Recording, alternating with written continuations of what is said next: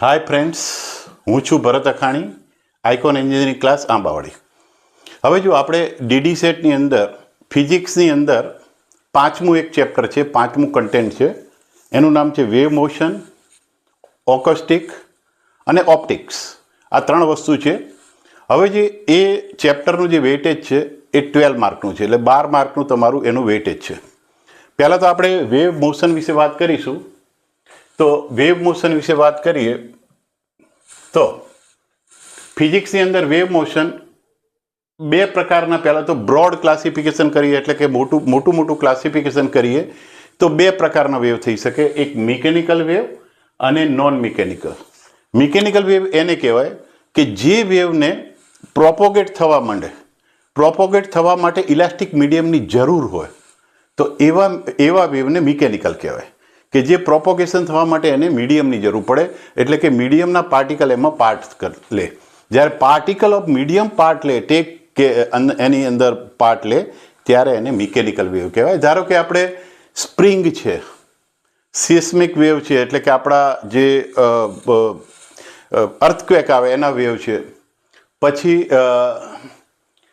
Sound wave છે. Sound wave છે એને ધારો કે હું બોલું છું તો અહીંયા મીડિયમ છે એરનું, તો એ આગળ વધે છે. નહીં તો જો હું વેક્યુમમાં રહીને બોલતો હોઉં તો મારો અવાજ સંભળાય નહીં, કારણ કે સાઉન્ડ વેવને મીડિયમ જરૂર પડે. અહીંયા હું બોલ્યો તો બોલું એટલે અહીંયા એક કોમ્પ્રેશન ઊભું થાય, એટલે કે અહીંયા દબાય, મીડિયમ દબાય. એ પછી ધીરે ધીરે આગળ વધે, અહીંયા થોડું રેરેફ્રેક્શન થાય, પાછું હું બીજો વર્ડ બોલું એટલે કોમ્પ્રેશન થાય. તો કોમ્પ્રેશન ને રેરેફ્રેક્શન, એ કોમ્પ્રેશન ને રેરેફ્રેક્શનથી વેવ આગળ વધે, તો એને આપણે સાઉન્ડ વેવ કહીએ છીએ. તો સાઉન્ડ વેવ છે મિકેનિકલ છે, કારણ કે એને મીડિયમની જરૂર છે. મીડિયમ વગર એ આગળ વધે નહીં. તો મિકેનિકલ વેવ છે એ સાઉન્ડ વેવ આપણે જનરલી જો જોઈએ તો એ મિકેનિકલ પ્રકારનું વેવ છે. અને નોન મિકેનિકલ વેવને મીડિયમની જરૂર નથી. જેને આગળ વધવા માટે મીડિયમની જરૂર નથી એવા વેવને નોન મિકેનિકલ વેવ કહેવાય. તો નોન મિકેનિકલ વેવ, ધારો કે આપણે લાઇટ છે, તો light don't require the medium to travel, કારણ કે આપણે સૂર્ય છે, સૂર્યના કિરણો કરોડો માઇલથી ઉપરથી આવે છે. વચ્ચે વેક્યુમ આવે છે, આખું વેક્યુમ હોય, સ્પેસ હોય, કે જ્યાં તમારું કોઈ મીડિયમ અવેલેબલ નથી, છતાં પણ સૂર્યના કિરણો આપણે પૃથ્વી પર આવે છે. તો એ જે આવે છે એ વેવ છે આપણા લાઇટના વેવ છે. એ જે વેવ છે એ વેવ નોન મિકેનિકલ છે, કે જેને મીડિયમની જરૂર, પ્રોપોગેશન માટે મીડિયમની જરૂર નથી. એ ઇલેક્ટ્રોમેગ્નેટિક પ્રકારના વેવ છે. દેટ ઇઝ ઇલેક્ટ્રોમેગ્નેટિક પ્રકારના વેવ છે. એની અંદર એનર્જી વેવ છે, કારણ કે એની અંદર એનર્જી પોકેટ્સ હોય છે. તો આપણે પહેલાં તો મિકેનિકલ નોન મિકેનિકલ વિશે આપણે સમજ્યા. હવે આપણે પહેલાં ટ્રાન્સવર્સ અને લોન્જિટ્યુડનલ વેવ એ બે વસ્તુની વાત કરીએ. ટ્રાન્સવર્સ વેવ કોને કહેવાય, લોન્જિટ્યુડનલ ક્યારે કહેવાય, એ આપણે સમજીએ. જો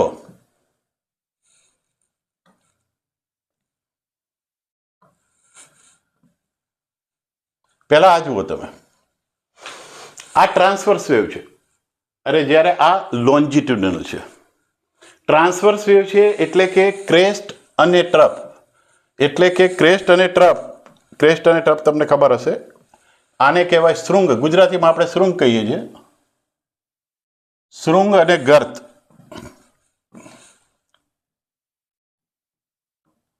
શૃંગ અને ગર્ત, અથવા તો ક્રેસ્ટ અને ટ્રફ, આ ફોર્મેટમાં આગળ વધે. એટલે જે મીડિયમ છે, અહીંયા તમારી ધારો કે આપણે એક સ્ટ્રિંગ લઈએ, ધારો કે એક દોરી બાંધી દઈએ આપણે સામે, અને એનામાં ડિસ્ટર્બન્સ થોડું કરીએ તો દોરી આમ વેવ કરશે.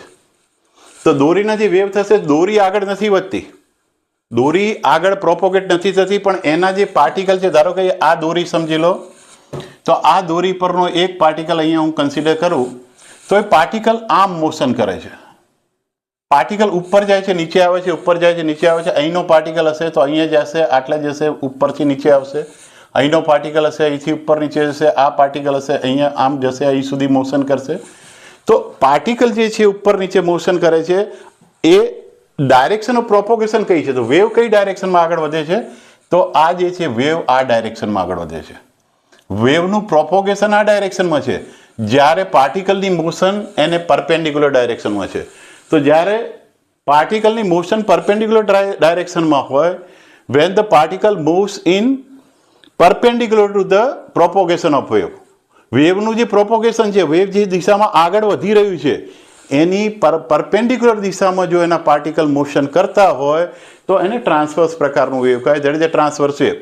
ધારો કે સ્ટ્રિંગ છે, આપણે વોટર સરફેસ છે, ધારો કે પાણીની અંદર પથ્થરો નાખીએ, પાણીની અંદર પથ્થર નાખીએ એટલે આમ આમ આમ આમ વેવ ઊભા થાય. હવે જો તમે એ વેવ પર એક જગ્યાએ એક કંઈક હલકું લાકડાનો ટુકડો કે એવું રાખ્યું હશે તો લાકડાનો ટુકડો તમને ત્યાં ઉપર નીચે થતો દેખાશે. એ છેક તમારા સોર સુધી એટલે કે તમારા કિનારા સુધી નહીં આવે, પાછો નહીં આવે કિનારા સુધી, પણ ત્યાં ને ત્યાં ઊંચો નીચો થશે. તમે જોજો એક લાકડું અથવા એવું તરે એવી વસ્તુ વેવ ઉપર મૂકી દેજો એટલે કે તમે એકવાર પથ્થર નાખીને જે વેવ ઊભા થાય એના પર મૂકી દેશો તો ઉપર નીચે થશે. એનો મતલબ જે મીડિયમ છે એ મીડિયમના પાર્ટિકલ ઉપર નીચે જાય છે પ્રોપોગેશનની ડાયરેક્શનને એનું જે પાર્ટિકલ છે એ પ્રોપોગેશનને લંબ દિશામાં. તો આપણે ટ્રાન્સવર્સ વેવને ગુજરાતીમાં લંબગત તરંગો કહેવામાં આવે. લંબગત, કારણ કે લંબ જાય છે. જુઓ અહીંયા ડાયરેક્શન ઓફ આ એની વેવ આગળ વધવાની ડાયરેક્શન છે, જ્યારે પાર્ટિકલની મોશન આ ડાયરેક્શનમાં છે. પાર્ટિકલ આમ ઉપર નીચે થાય છે તો આને લંબગત તરંગો કહેવાય ગુજરાતીમાં, અને ઇંગ્લિશમાં એને ટ્રાન્સવર્સ વેવ કહેવાય. તો ટ્રાન્સવર્સ વેવ હોય તો આ ટાઈપનું ફોર્મેશન બનાવે. આ જે છે તો અહીંયા જે મેક્સિમમ તમને મળે, જે પાર્ટિકલની જે મેક્સિમમ મુવમેન્ટ છે એટલે કે તમારું જે આ જે તમારી જે એવરેજ લાઇન છે એનાથી મીન લાઇન છે, તો મીનથી જે મેક્સિમમ છે એને એમ્પ્લિટ્યુડ કહેવામાં આવે. That is the amplitude. આ વેવનો એમ્પ્લિટ્યુડ કહેવાય. જેટલો એમ્પ્લિટ્યુડ વધારે એટલું વધારે ઉપર ઉછળે મોજું, તો એનો મતલબ જ્યારે મોટું મોજું હોય તો એનો એમ્પ્લિટ્યુડ વધારે હોય. હવે બીજી વસ્તુની વાત કરીએ તો લોન્જિટ્યુડલ વેવ, જે હમણાં મેં વાત કરી કે સાઉન્ડ વેવ છે લોન્જિટ્યુડલ છે, અને લોન્જિટ્યુડલને સંગત વેવ કહેવાય, ગુજરાતીમાં સંગત કહેવાય. સંગત તરંગો, સંગત તરંગો. અને આ લંબગત તરંગો. જો સંગત તરંગ એટલે લોન્જિટ્યુડલ. લોન્જિટ્યુડલનો મતલબ એ છે કે તમારું પ્રોપોગેશન આ ડાયરેક્શનમાં છે, વેવનું પ્રોપોગેશન આ ડાયરેક્શનમાં છે, અને પાર્ટિકલ પણ આ ડાયરેક્શનમાં મોશન કરે છે, એને પેરેલલ ડાયરેક્શનમાં. પાર્ટિકલ જ્યારે પેરેલલ ડાયરેક્શન, કારણ કે હું જો બોલું સાઉન્ડ વેવ, ખાસ જે એનું ઉદાહરણ છે આપણે જોઈએ, એનું એક્ઝામ્પલ તો સાઉન્ડ વેવ છે. હું બોલું તો એ બોલું તો અહીંયા જે એક શબ્દ બોલ્યો તો એના કારણે આ મીડિયમમાં અહીંયા દબાયું મીડિયમ, એ કોમ્પ્રેશન સર્જાયું. એ કોમ્પ્રેશન આગળ વધશે, વચ્ચે થોડું રેરેફ્રેક્શન થશે એટલે કે એક્સપાન્શન થશે, પછી આગળ વધશે. તો પ્રોપોગેશન જે છે એ તમારું રેરેફ્રેક્શન અને કોમ્પ્રેશનથી આગળ વધે, પણ કઈ ડાયરેક્શનમાં આગળ વધે છે? જે ડાયરેક્શનમાં મારું વેવ જાય છે, પ્રોપોગેશન થાય છે, એ જ ડાયરેક્શનમાં મીડિયમમાં ડિસ્ટર્બન્સ થાય છે. ડિસ્ટર્બન્સ તો એ જ લાઇનમાં થાય છે એટલે કે એ જ સમાંતર દિશામાં થાય છે, તો એને કહેવાય. એટલે પેરેલલ ડાયરેક્શનમાં થતું હોય તો એને લોન્જિટ્યુડલ વેવ કહેવાય, ગુજરાતીમાં સંગત તરંગો કહેવાય, અને આને ટ્રાન્સવર્સ વેવ કહેવાય, અને ગુજરાતીમાં એને લંબગત તરંગો કહી શકાય. જો હવે આપણે આગળ જોઈએ.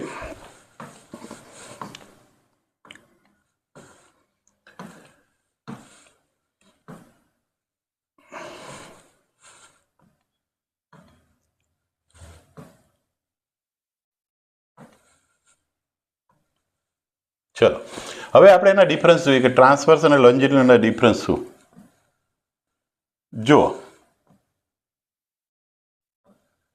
ટ્રાન્સવર્સ અને લોન્જિટ્યુડલના ડિફરન્સ જોઈએ. તો ટ્રાન્સવર્સ વેવ કન્સિસ્ટ ટ્રફ અને ક્રેસ્ટ. હમણાં આપણે જોયું કે આ જે મોશન છે આપણી ટ્રફ અને ક્રેસ્ટથી થાય છે. આમાં જે પાર્ટિકલ છે એ ટ્રફ અને ક્રેસ્ટથી આગળ વધે છે. જો આપણે આ ટાઈપનું હોય તો એને ટ્રાન્સવર્સ કહેવાય.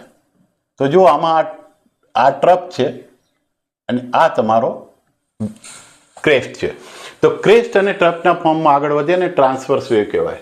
જ્યારે longitudinal wave consist of the compression અને રેરેફ્રેક્શન, જે આપણે હમણાં વાત કરી કે રેરેફ્રેક્શન અને એનામાં જો કન્સિસ્ટ ઓફ ધી કોમ્પ્રેશન અને રેરેફ્રેક્શન, જે રીતે આપણે સાઉન્ડ વેવની વાત કરીએ છીએ, તો સાઉન્ડ વેવમાં આપણે જો બોલ્યા તો અહીંયા કોમ્પ્રેશન સર્જાયું, પછી થોડું રેરેફ્રેક્શન થશે, કોમ્પ્રેશન થશે, રેરેફ્રેક્શન થશે, કોમ્પ્રેશન થશે એટલે કે આ ડાયરેક્શનમાં આગળ વધે છે ને એ ડાયરેક્શનમાં જ ડિસ્ટર્બન્સ થાય છે, એટલે કે એનો મતલબ પેરેલલ ડાયરેક્શનમાં થાય છે. તો આ લોન્જિન્યુઅલ વેવ છે.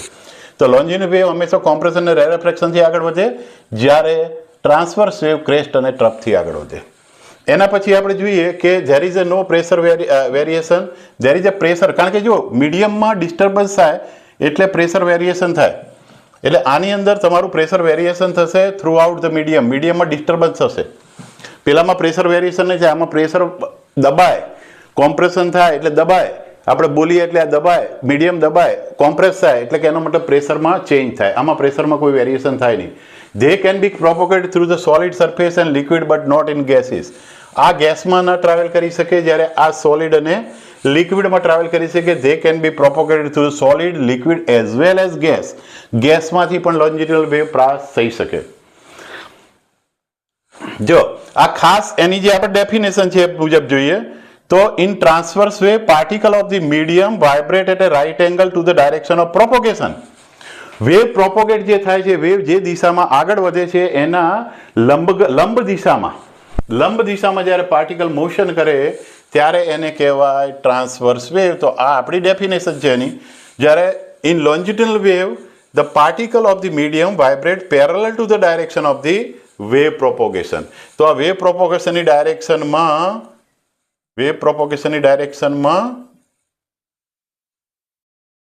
ફરીવાર માર્ક કરો. જો in longitudinal wave the particle of the medium vibrate parallel to the direction of wave propagation.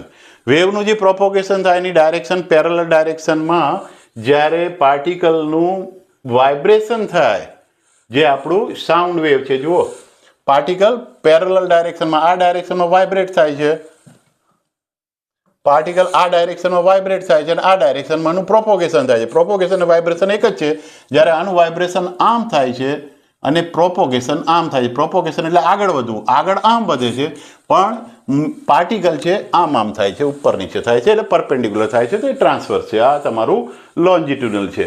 There is no change in density of medium. આમાં ડેન્સિટી મીડિયમની ચેન્જ ના થાય, પણ જ્યારે લોન્જિટ્યુડલ વેવ હશે તો density throughout medium change થશે. ધારો કે હું બોલું છું તો આજુબાજુની એરની ડેન્સિટી બદલાય છે, કોમ્પ્રેશન થાય છે ત્યાં ડેન્સિટી વધે છે, રેરેફ્રેક્શનમાં ડેન્સિટી ઘટે છે, એટલે ઓરિજિનલ રહે છે.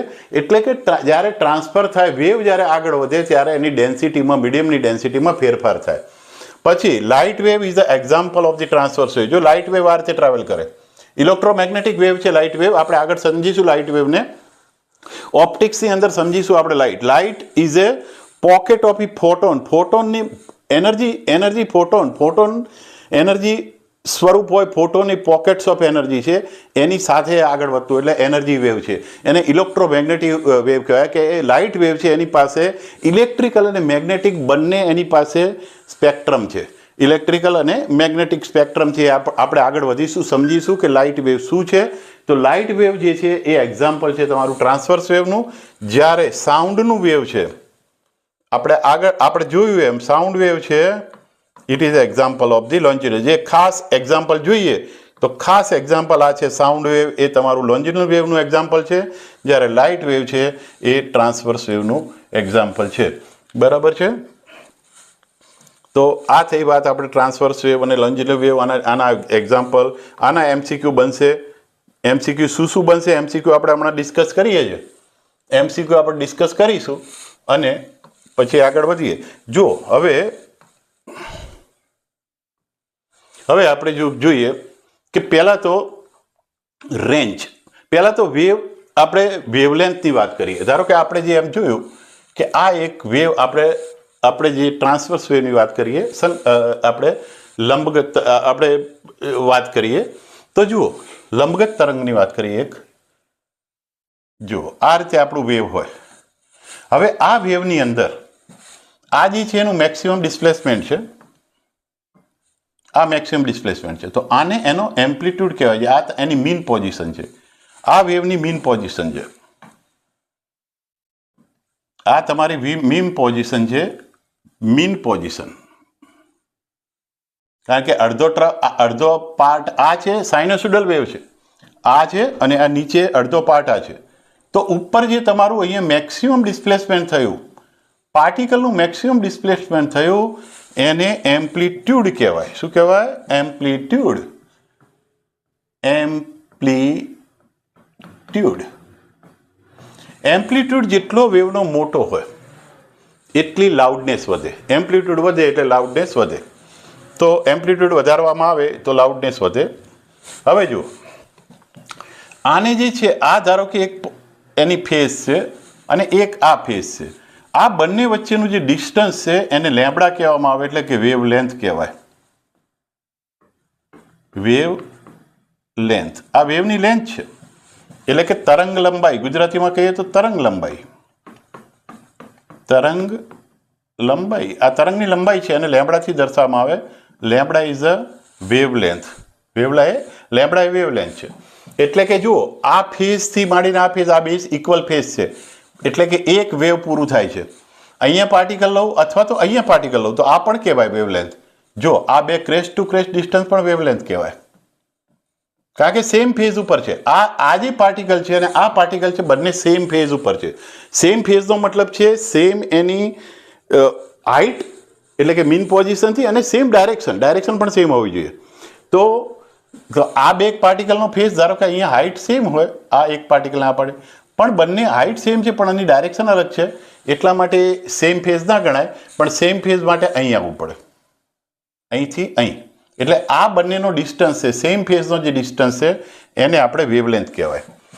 અને આને એમ્પ્લિટ્યુડ કહેવાય, આને વેવલેન્થ કહેવાય. અને આપણે ફ્રીક્વન્સીની વાત કરીએ. ફ્રીક્વન્સી એટલે શું? તો એક સેકન્ડની અંદર જેટલા વેવલેન્થ એમાં મેજર થાય, મીટરમાં આપણે કહીએ તો મીટર પણ એંગસ્ટ્રોમમાં મેજર થાય. તો angstrom is equal to 1 angstrom is equal to 10⁻⁻10 metre થાય. કારણ કે એંગસ્ટ્રોમ બહુ નાનો યુનિટ છે, કારણ કે વેવલેન્થ બહુ નાનો યુનિટ હોય એટલે એને એંગસ્ટ્રોમમાં મેજર કરવામાં આવે. પણ ધારો કે આપણે વેવલેન્થને મીટરમાં લખીએ. હવે જુઓ, અહીંયા ફ્રીક્વન્સીની વાત કરીએ. ફ્રીક્વન્સી એટલે કે એની આ તરંગ લંબાઈ છે અને એની ફ્રીક્વન્સીની વાત કરીએ વેવની. તો frequency is equal to f અથવા તો એન લખવામાં આવે. એફ લખો અથવા એન લખો. ઘણી જગ્યાએ એફ શબ્દ વાપરવામાં, ઘણી જગ્યાએ એન. તો કેટલો ટાઈમ, એક સેકન્ડમાં કેટલા વેવ બને છે?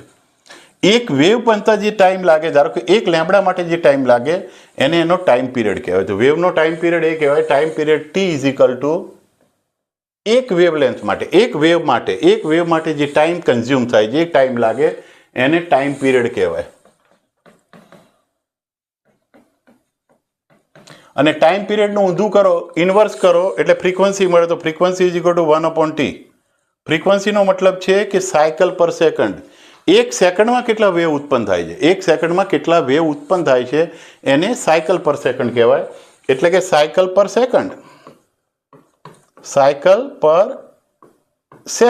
ધારો કે આવા સાયકલ, આ એક સાયકલ પૂરું થયું, બીજું થયું, ત્રીજું થયું, પાંચમું થયું, 10 સાયકલ જો એક સેકન્ડમાં ટ્રાવેલ કરતું હોય, 10 સાયકલ જો ઉત્પન્ન થતા હોય એક સેકન્ડની અંદર, તો એની ફ્રીક્વન્સી 10 સાયકલ પર સેકન્ડ કહેવાય. તો 10 સાયકલ પર સેકન્ડ એટલે સાયકલ પર સેકન્ડને આપણે હર્ટ્સ કહેવાય. એટલે કે વેવલેન્થ હર્ટ્સમાં મેજર થાય. હર્ટ્સ. તો વેવલેન્થ હર્ટ્સમાં મેજર થાય. એટ ઝેડ એટલે હર્ટ્સ. તો વેવલેન્થ છે, ફ્રીક્વન્સી હર્ટ્સમાં મેજર થાય. વેવલેન્થ મીટરમાં થાય, પણ એનો યુનિટ છે એ એંગસ્ટ્રોમ, કારણ કે 10⁻⁻10 મીટર એ વેવલેન્થનો યુનિટ છે. હવે જો વેલોસિટી ઓફ વેવની વેલોસિટી શું થાય? જો wave velocity v is equal two, તમને ખબર છે કે ડિસ્ટન્સ અપોન ટાઈમ થાય. વેલોસિટી શું થાય? ડિસ્ટન્સ અપોન ટાઈમ થાય. ડિસ્ટન્સ ભાગ્યા ટાઈમ. તો ડિસ્ટન્સ કયું છે? લેમ્બડા. તો લેમ્બડા અપોન ટાઈમ. તો velocity is equal two lambda upon. તો જે તમારું ડિસ્ટન્સ અપોન ટાઈમ છે એ તમારી વેલોસિટી છે. તો વેલોસિટી ઇઝ ઇક્વલ ટુ આપણે લખી શકીએ, જો વેલોસિટી આપણે જાણીએ છીએ કે ડિસ્ટન્સ અપોન ટાઈમ થાય. તો વેલોસિટી આપણે લખી શકીએ કે વેલોસિટી ઇઝ ઇક્વલ ટુ, ચલો આપણે એક બીજા પેજમાં લખીએ. જો velocity is equal two distance upon time. બરાબર છે? Distance upon time.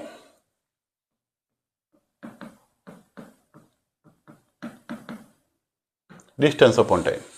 હવે જુઓ, velocity is equal two distance upon time થતો ડિસ્ટન્સ છે લેમ્બડા તમારું એક વેવલેન્થ માટેનું, તો lambda upon time period T, અરે સોરી 1 અપોન હા that is time period T. હવે જુઓ 1 અપોન ટી શું કહેવાય? ફ્રીક્વન્સી કહેવાય. 1 અપોન ટાઈમ પીરિયડ કરી તો ફ્રીક્વન્સી મળે, તો frequency is equal to 1 upon T. તો અહીંયા હું ફ્રીક્વન્સી મૂકી દઉં તો v is equal two velocity of વેવની વેલોસિટી f ઇન્ટુ લેમ્બડા થાય, કારણ કે આ 1 અપોન ટી છે એને આપણે f કહી દઈએ અને લેમ્બડા, તો v is equal two f into lambda, એટલે કે velocity is equal two frequency into wavelength, એટલે કે ગતિ આપણે જે વેવ છે એની ગતિ બરાબર, એટલે કે એની સ્પીડ બરાબર એની વેલોસિટી બરાબર ફ્રીક્વન્સી ઇન્ટુ વેવલેન્થ, એટલે વેવલેન્થ એટલે લેમ્બડા, લેમ્બડા વેવલેન્થ આવે. તો આ ખાસ યાદ રાખવાનું કે v is equal two f into lambda, frequency into lambda, અને ઘણી વખત f ની જગ્યાએ n પણ ઘણી જગ્યાએ લખેલું હોય છે, તો v is equal two n lambda પણ કહેવાય. તો v is equal two n lambda, આ ખાસ યાદ રાખવાનું વેલોસિટી આપણે વેવની ગણવી હોય તો. હવે જો આગળ વધીએ આપણે બીજી વાત પર. હવે જુઓ, પહેલાં તો જે ફ્રીક્વન્સી છે, ઓડિબલ ફ્રીક્વન્સી છે, માણસનો કાન જે સાંભળી શકે એ ઓડિબલ ફ્રીક્વન્સી છે 20 હર્ટ્ઝ ટુ 20,000 હર્ટ્ઝ. આ ફ્રીક્વન્સી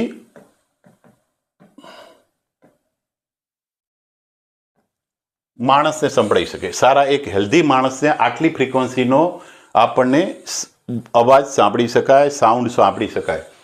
20 હર્ટ્ઝ ટુ 20 હર્ટ્ઝથી 20,000 હર્ટ્ઝ, એટલે કે 20 હર્ટ્ઝ ટુ, આ રીતે લખવું તો લખી શકાય 20 હર્ટ્ઝ ટુ 20 કિલો હર્ટ્ઝ. આ 1000 છે એટલે કિલો થઈ જાય, તો 20 હર્ટ્ઝથી 20 કિલો હર્ટ્ઝ સુધીની જે રેન્જ છે એ રેન્જ સુધીનો જો સાઉન્ડ વેવ આ રેન્જની વચ્ચે હોય તો તમે એને સાંભળી શકો છો, એને ઓડિબલ લિમિટ કહેવાય, હ્યુમન ઇયરની ઓડિબલ લિમિટ કહેવાય. હવે જો આપણે એને અલગ અલગ પાડીએ કે રેન્જ એની જોઈએ વેવની, તો જોઈએ, જો આપણે રેન્જ જોઈએ કે આપણે અહીંયા જોયું કે 20 હર્ટ્ઝ, 20 હર્ટ્ઝ, જો આપણે 20 હર્ટ્ઝથી 20 કિલો હર્ટ્ઝ,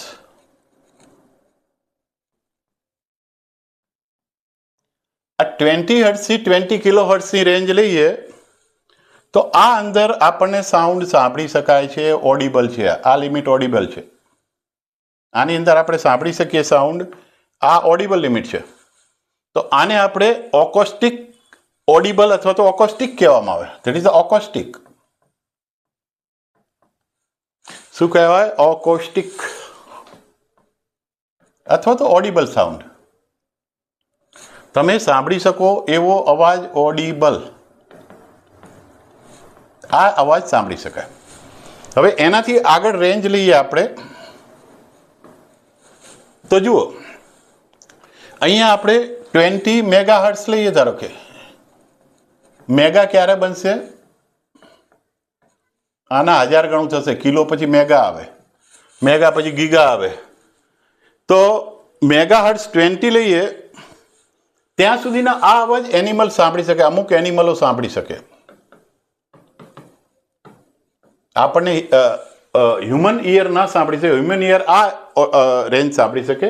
આમાં ઘણા બધા આપણે જે બેટ છે, બેટ જે ટ્રાવેલ કરે છે, આપણને ખબર છે કે રાત્રે બેટ અંધારામાં પણ ટ્રાવેલ કરે છે, એ શું હોય, એને સાઉન્ડ વેવ છોડે, અને સાઉન્ડ વેવની જે છે એના પરથી, એ સાઉન્ડ વેવ પરથી આગળ ટ્રાવેલ કરે, આગળ કોઈ ઓબ્સ્ટ્રક્શન છે કે નહીં એ ડિટરમાઇન કરી લે.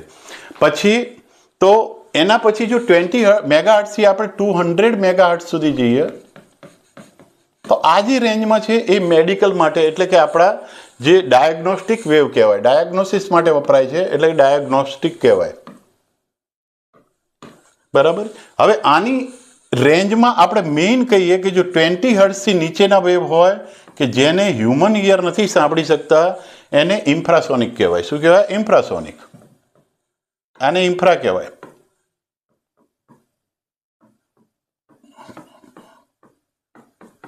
આને ઇન્ફ્રાસોનિક કહેવાય.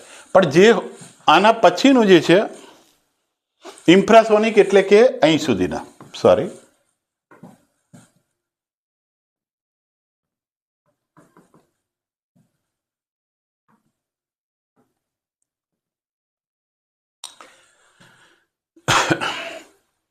એટલે કે આપણી જે આ રેન્જ છે એ ઇન્ફ્રાસોનિક છે અને એના પછીના જે આ બાજુ ધારો કે 20 કિલોહર્ટ્ઝથી ઉપર હોય, જે આપણી ફ્રીક્વન્સી આપણે સાંભળી નથી શકતા, જે આપણી હ્યુમન ઇયર નથી સાંભળી શકતી, એને અલ્ટ્રાસોનિક કહેવાય. આને અલ્ટ્રાસોનિક કહેવાય. તો આ રેન્જ છે અલ્ટ્રાસોનિક, આ ઇન્ફ્રાસોનિક કહેવાય. ઇન્ફ્રાસોનિક સોનિક એટલે કે આનાથી નીચે 20 હર્ટ્ઝથી નીચી છે ઇન્ફ્રાસોનિક. આ ઓડિબલ રેન્જ આવે, આ ઓડિબલ છે આપણી. અને આના ઉપર 20 કિલોહર્ટ્ઝ પરની જે ફ્રીક્વન્સી છે એને અલ્ટ્રાસોનિક રેન્જ કહેવાય. તો અલ્ટ્રાસોનિક વેવનો ઘણો બધો ઉપયોગ છે. આપણે અલ્ટ્રાસોનિક વેવનો આપણે ઘણો બધો ઉપયોગ કરીએ છીએ. બરાબર છે. હવે આના આપણે છે ને આ વસ્તુના આની જે વેવ્સ છે, વેવ મોશનના થોડા MCQ લઈ લઈશું. તો હવે આપણે MCQ તરફ જઈએ. ઓકે,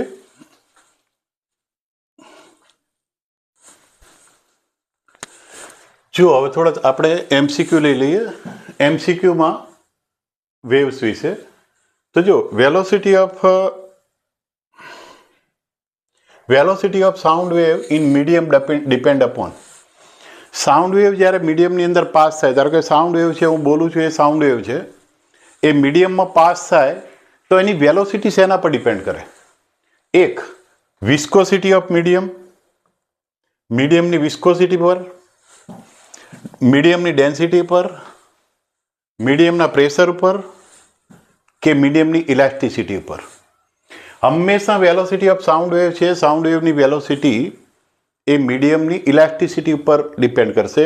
જેટલું વધારે ઇલાસ્ટિક મટીરિયલ હશે, જેટલું વધારે કોમ્પ્રેશન રેરેફ્રેક્શન કોમ્પ્રેશન રેરેફ્રેક્શન થશે, એટલું જલ્દી આગળ વધશે, એટલે કે વેલોસિટી વધશે.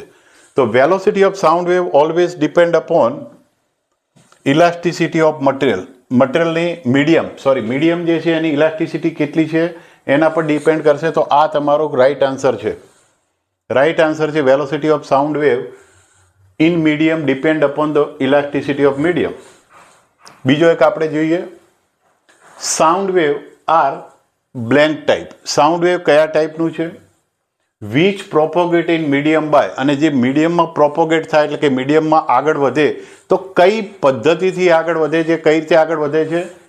તો આપણે એના ઓપ્શન નથી લખ્યા, પણ આપણે ઓપ્શન વગર બીજા જે ઓપ્શન આપ્યા પણ આપણે ઓપ્શન આને સમજવાનો છે. તો જો આપણે સાઉન્ડ વેવ છે એ કઈ ટાઈપના કહેવાય? પહેલી વસ્તુ વિચારો, લોન્જિટ્યુડનલ કહેવાય કે ટ્રાન્સવર્સ કહેવાય? સાઉન્ડ વેવ એ પ્રોપોગેટ થાય છે અને એના જે પાર્ટિકલ્સ છે મીડિયમના એ પણ એ જ ડાયરેક્શનમાં મૂવ કરે છે, એટલે પ્રોપોગેટ પણ એ ડાયરેક્શનમાં થાય તો એને લોન્જિટ્યુડનલ વેવ કહેવાય. શું કહેવાય? લોન્જિટ્યુડનલ અથવા સંગત તરંગો કહેવાય. તો લોન્જિટ્યુડિનલ આવે અહીંયા, લોન્જિટ્યુડિનલ, અથવા તો ગુજરાતીમાં કહીએ તો સંગત ટાઈપના તરંગો છે. એટલે કે એનું જે પ્રોપોગેશન છે એની ડાયરેક્શનમાં જ એના પાર્ટિકલની મોશન થાય છે. એટલા માટે સાઉન્ડ વેવ છે લોન્જિટ્યુડનલ છે. બરાબર છે.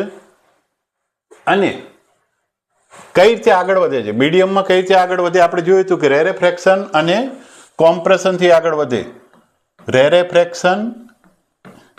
રેરેફ્રેક્શન બનાવે અને કોમ્પ્રેશન બનાવે. કોમ્પ્રેશન અને રેરેફ્રેક્શનથી આગળ વધે એ આપણે સાઉન્ડ વેવ જોયું હતું.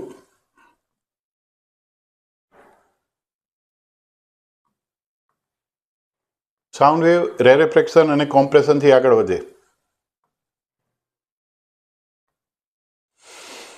તો સાઉન્ડ વેવ છે રેરેફ્રેક્શન બને અને કોમ્પ્રેશન અને રેરેફ્રેક્શન બનીને આગળ વધે. બરાબર છે. સંઘનન અને વિઘટન આપણે ગુજરાતીમાં કહીએ તો સરસ મજાના શબ્દો છે ગુજરાતીમાં. સંઘનન વિઘનન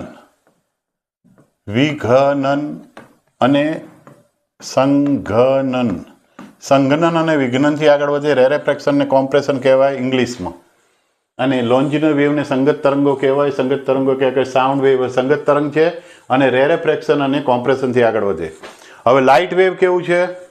આપણે લાઇટ વેવની વાત કરીએ. લાઇટ વેવ કેવું છે? તો લાઇટ વેવ ટ્રાન્સવર્સ પ્રકારનું છે. આ લોન્જિન્યુઅલ છે તો ટ્રાન્સવર્સ છે. ટ્રાન્સવર્સમાં શું હોય? પીડીએમના પાર્ટિકલ છે એ લંબગત એટલે કે પરપેન્ડિક્યુલર ડાયરેક્શનમાં મૂવમેન્ટ કરે. આ જે છે એ લાઇટ વેવ છે અને ટ્રાન્સવર્સ કહેવાય. કારણ કે પાર્ટિકલ છે એ આ જે પ્રોપોગેશનની ડાયરેક્શન છે એને પરપેન્ડિક્યુલર ડાયરેક્શનમાં મોશન કરે. એટલે કે લાઇટ વેવ એ ટ્રાન્સફર ટાઈપનું છે. અને એ જે વધે આને ક્રેસ્ટ કહેવાય અને આને ટ્રપ કહેવાય. તો મૂવ બાય મીડિયમમાં કઈ રીતે મૂવ કરે? ક્રેસ્ટ અને ટ્રપથી. ક્રેસ્ટ બનાવે અને ટ્રપ બનાવે. ટ્રપ એટલે ખાડો. આને શૃંગ કહેવાય, ગુજરાતીમાં શૃંગ કહેવાય. અને અહીંયા જે નીચેનો ભાગ છે એને ગર્ત કહેવાય. તો શૃંગ અને ગર્ત પણ લખાય ગુજરાતીમાં, શૃંગ અને ગર્ત. અને ટ્રાન્સવર્સ વેવ એટલે કે તમારું લંબગત તરંગ. આ લંબગત છે.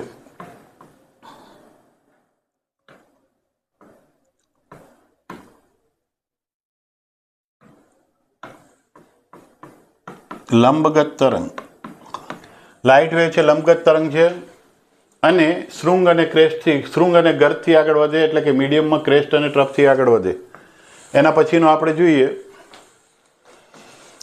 કે frequency of the ultrasonic wave. હમણાં આપણે વાત કરી અલ્ટ્રાસોનિકની.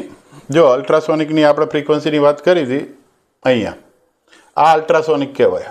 આ રેન્જ છે અલ્ટ્રાસોનિક કહેવાય. તો ફ્રીક્વન્સી ઓફ અલ્ટ્રાસોનિક શું આવે?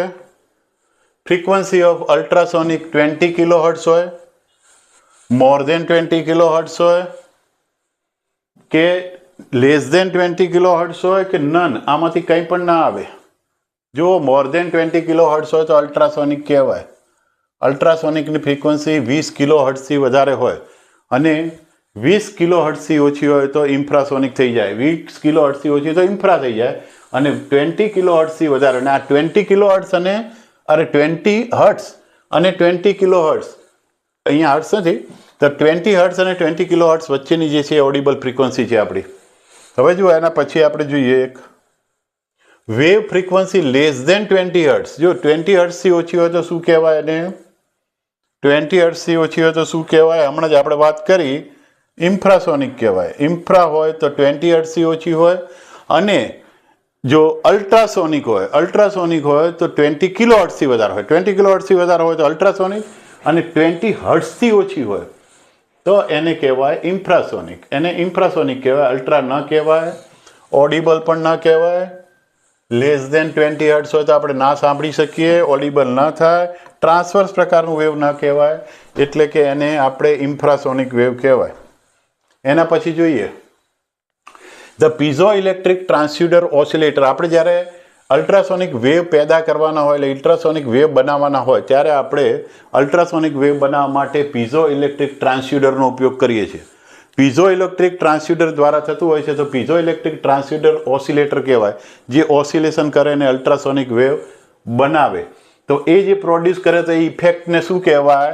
મેગ્નેટિઝેશન કહેવાય, ઇલેક્ટ્રોમેગ્નેટિક અસર કહેવાય, કે પછી પીઝો ઇલેક્ટ્રિક કહેવાય, કે ફોટો ઇલેક્ટ્રિક. આમાં એને જવાબ જ છે પીઝો ઇલેક્ટ્રિક છે એટલે પીઝો ઇલેક્ટ્રિક ટ્રાન્સડ્યુસર છે તો પીઝો ઇલેક્ટ્રિક અસર કહેવાય. આને કહેવાય ઇફેક્ટ. પીઝો ઇલેક્ટ્રિક અસરથી અલ્ટ્રાસોનિક વેવ એ પેદા કરે. જો હવે નેક્સ્ટ બીજા ઘણા બધા એમસીક્યુ આપણે આની અંદરના આપણે કરીશું આગળ નેક્સ્ટ વિડીયોમાં. અને તમે આપણા ક્લાસમાં એટલે કે ઓફલાઈન આઇકોન એન્જિનિયરિંગ ક્લાસ આંબાવડી, ધીરજ એવન્યુ, કલ્યાણ જ્વેલર્સની બાજુમાં, ત્યાં તમે આવી શકો છો. સેકન્ડ ફ્લોર પર છે. આપણું વર્ષોથી છે, 2001થી છે. 24 વર્ષથી આપણું ચાલે છે. એક્સપિરિયન્સ ફેકલ્ટી છે. તમને એકદમ બેઝિક શીખવાડવામાં આવશે. એક વસ્તુ એકદમ બેઝિકલી અંદર સમજાવવામાં આવશે, શીખવાડવામાં આવશે. ક્યાંય તમને પ્રોબ્લેમ નહીં થાય. 190 અપનું આપણું જે ટાર્ગેટ છે 190થી ઉપર લાવવાના છે માર્ક. અબ કી બાર 190 પાર. અબ કી બાર 190 પાર.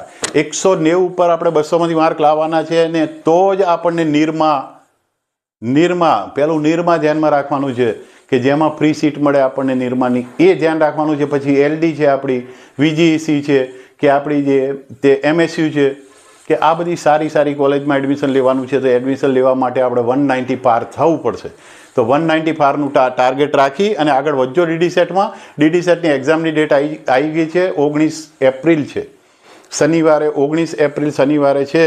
અને એનું સોમવારથી એટલે કે 27 જાન્યુઆરી આ સોમવારથી એનું રજિસ્ટ્રેશન ચાલુ થવાનું છે. રજિસ્ટ્રેશન કઈ રીતે કરાવવાનું છે એ બધી પ્રક્રિયા તમને ક્લાસમાં સમજાવવામાં આવશે. ફોર્મ ભરવું કઈ રીતે અને 250 રૂપિયા જે ફી ભરવાની છે નોન રિફંડેબલ, એ બધું તમને સમજાવવામાં આવશે.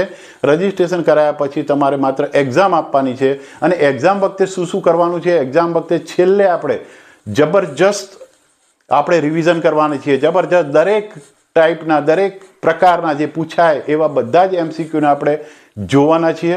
અને એક્ઝામમાં શું શું કરવાનું છે, શું લઈ જવાનું છે, શું નથી લઈ જવાનું, કઈ વસ્તુ, કેલ્ક્યુલેટર કયું વાપરવાનું છે, શું કરવાનું છે, બધી જ માહિતી તમને ત્યાંથી મળશે. ટેન્શન લેસ તમે જઈ શકશો એક્ઝામમાં. તો જોડાઓ, આઇકોન એન્જિનિયરિંગ ક્લાસ આંબાવડીમાં ઓફલાઈન આવી જાઓ. અને જય હિન્દ, જય ભારત.